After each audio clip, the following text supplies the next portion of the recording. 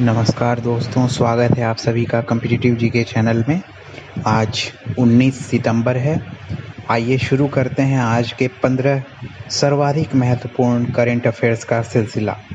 आप ध्यान देंगे कि हम प्रतिदिन क्वेश्चन में कुछ अक्षरों को लाल रंग से अंकित करते हैं ताकि उस क्वेश्चन के कीवर्ड के रूप में आपका उन पर ध्यान जाए और आप आंसर को उसके साथ कनेक्ट कर सकें। साथ ही आप क्वेश्चन को किसी भी रूप में परीक्षा में घुमाकर पूछा जाए तो उसका सही उत्तर दे सकें, ज़्यादा समय तक आपकी स्मृति में रहे, इसलिए ऐसा आपके लिए किया गया है। और प्रतिदिन वीडियो डिस्क्रिप्शन में आप PDF भी डाउनलोड कर सकते हैं, तो आप उसका फ़ायदा भी अवश्य लें। चलिए शुरू करते हैं सिलसिला। आज का हमारा पहला प्रश्न, किस केंद्रीय मंत्री ने देश भर में निःशुल्क टेलीमेडिसिन परामर्श सह औषधि सुविधा की शुरुआत की? तो ये जितेंद्र सिंह ने शुरुआत की है। निःशुल्क टेलीमेडिसिन परामर्श सह औषधि सुविधा की तो Jitendra Singh earth science and technology minister हैं, पृथ्वी विज्ञान एवं प्रौद्योगिकी मंत्री। तो इन्होंने ही ये योजना शुरू की है। दूसरा प्रश्न, किस देश की पहल पर संयुक्त राष्ट्र ने 2023 को मोटे अनाजों का अंतर्राष्ट्रीय वर्ष घोषित किया है? ध्यान देंगे, इम्पोर्टेंट है। 2023 को संयुक्त राष्ट्र ने मोटे अनाजों का अंतर्राष्ट्रीय वर्ष घोषित किया है भारत की पहल पर। भारत ने जो मोटे अनाज हैं उनकी गुणवत्ता पर के बारे में संयुक्त राष्ट्र को अवगत कराया और भारत इसका प्रमुख उत्पादक प्राचीन काल से रहा है।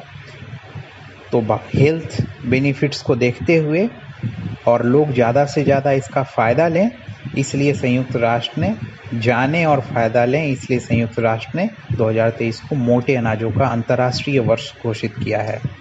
आज के तीसरे प्रश्न की ओर बढ़ते हैं। हाल ही में किस देश ने उन लोगों के लिए अंतर्राष्ट्रीय नियमों में एक बड़ी छूट की घोषणा की है जिनका टीकाकरण पूरा हो चुका है? तो ब्रिटेन वो देश है जिसने हाल में अंतर्राष्ट्रीय नियमों में बड़ी छूट की घोषणा की है, जिनका टीकाकरण वैक्सीनेशन पूरा हो चुका है। चौथा प्रश्न है, इससे पहले कौन सा देश था जिसने छूट दी थी? तो वो था UAE, संयुक्त अरब अमीरात। अब दूसरा देश कौन सा बना है? ये ब्रिटेन बना है। चौथा प्रश्न, कौन सा मंत्रालय लद्दाख क्षेत्र के तुर्तुक इलाके में चोरबत मुक्ति की स्वर्ण जयंती पर 4 दिवसीय कार्यक्रम का आयोजन कर रहा है? तो ये संस्कृति मंत्रालय है जो इस क्षेत्र लद्दाख क्षेत्र के इस इलाके में चोरबत मुक्ति की स्वर्ण जयंती पर कार्यक्रम का आयोजन कर रहा है। तो स्वर्ण जयंती क्यों? क्योंकि 1971 की लड़ाई में, जानते हैं 1971 में पाकिस्तान के साथ लड़ाई हुई थी, तो लद्दाख क्षेत्र के 5 गांवों को भारतीय सेना ने वापस इस क्षेत्र में शामिल कर लिया था। तो 1971 और 2021 50 वर्ष पूरे हुए हैं, तो इस को नाम दिया गया, जो 5 गांवों को मुक्त कराया गया था, चोरबत मुक्ति की स्वर्ण जयंती हुई, तो इस पर ये आयोजन किया गया है संस्कृति मंत्रालय द्वारा। तो क्या आप अब तक जानते थे कि 1971 में ऐसे 5 गांव लद्दाख क्षेत्र के आज़ाद कराए गए थे? ये 50 वर्ष पूरे हुए तो हमको ये नई जानकारी हासिल हुई। तो ये बहुत इम्पोर्टेंट क्वेश्चन हो जाता है एग्ज़ाम के दृष्टिकोण से। पांचवा प्रश्न, किसने 41 कौशल प्रशिक्षकों को कौशलाचार्य पुरस्कार 2021 प्रदान किया? तो हमारे शिक्षा एवं कौशल विकास मंत्री धर्मेंद्र प्रधान ने 41 कौशल प्रशिक्षकों को कौशलाचार्य पुरस्कार 2021 प्रदान किया। तो ये अपने तरह का एक नया पुरस्कार है, इसलिए इसको ध्यान देंगे। छठा प्रश्न, सीरो सर्वे के अनुसार किस शहर में लगभग 90% लोगों में कोविड-19 एंटीबॉडीज़ हैं? तो ये मुंबई ऐसा शहर है जहां लगभग 90% लोगों में कोविड-19 एंटीबॉडीज़ पाए गए हैं। 7वां प्रश्न, रक्षा मंत्रालय ने राष्ट्रीय कैडेट कोर की व्यापक समीक्षा के लिए किसकी अध्यक्षता में विशेष समिति का गठन किया है? राष्ट्रीय cadet corps, national cadet corps, NCC की व्यापक समीक्षा के लिए बैजयंत पांडा की अध्यक्षता में एक विशेष समिति का गठन किसने किया है? तो रक्षा मंत्रालय ने किया है। ये पूर्व सांसद भी रहे हैं बैजयंत पांडा, उड़ीसा से बिलोंग करते हैं, तो ये इम्पोर्टेंट है। 8वां प्रश्न, नीति आयोग ने कोविड जैसे संकट से लड़ने के लिए कितने स्वस्थ शहरों के निर्माण की सिफारिश की है? तो ऐसे 500 स्वस्थ शहरों की सिफारिश नीति आयोग ने की है ताकि वो कोविड जैसे संकट से लड़ने के लिए सक्षम हो सकें। ऐसा इंफ्रास्ट्रक्चर वहाँ डेवलप हेल्थ के दृष्टिकोण से।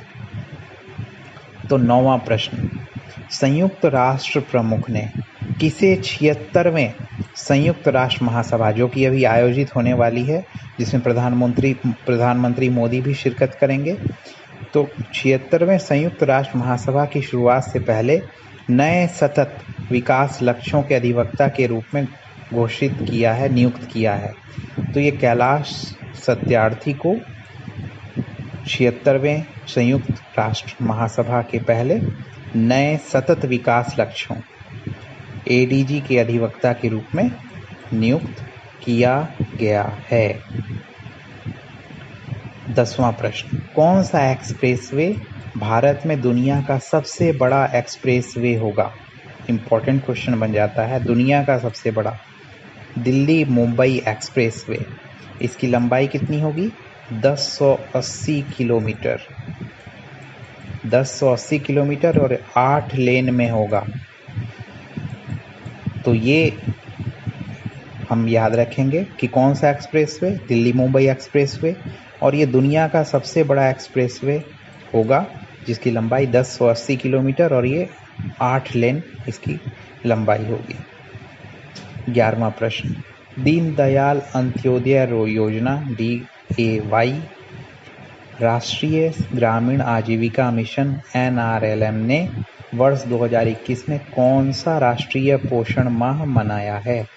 तो चौथा राष्ट्रीय पोषण माह मनाया है। 12वां प्रश्न, किस देश ने सुरक्षा समझौते के विरोध में अमेरिका और ऑस्ट्रेलिया में अपने राजदूतों को वापस बुलाया? ये अपने आप में बहुत बड़ी घटना है कि कोई देश किसी दूसरे देश से अपने राजदूतों को वापस बुलाता है।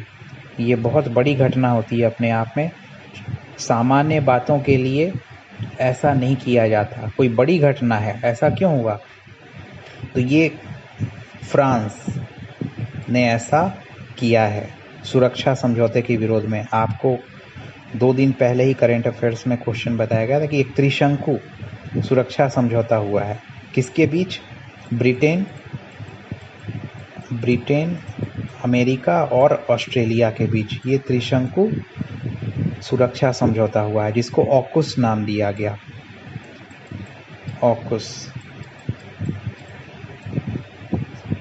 तो इस समझौते में क्या है कि अमेरिका और ब्रिटेन ये दोनों मिलकर ऑस्ट्रेलिया को न्यूक्लियर पनडुब्बी की टेक्नोलॉजी प्रोवाइड करेंगे। तो इस कारण ऑस्ट्रेलिया ने 2016 में फ्रांस से किए गए कुछ सबमरीन्स खरीदने की जो करार हुई थी उसको तोड़ दिया, उस करार को ब्रेक कर दिया।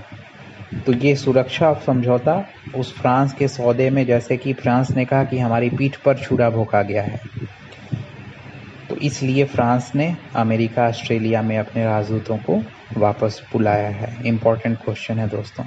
13वां प्रश्न, भारतीय वायुसेना ने चरणबद्ध मिराज विमान खरीदने के लिए किस देश की वायुसेना के साथ समझौते पर हस्ताक्षर किए?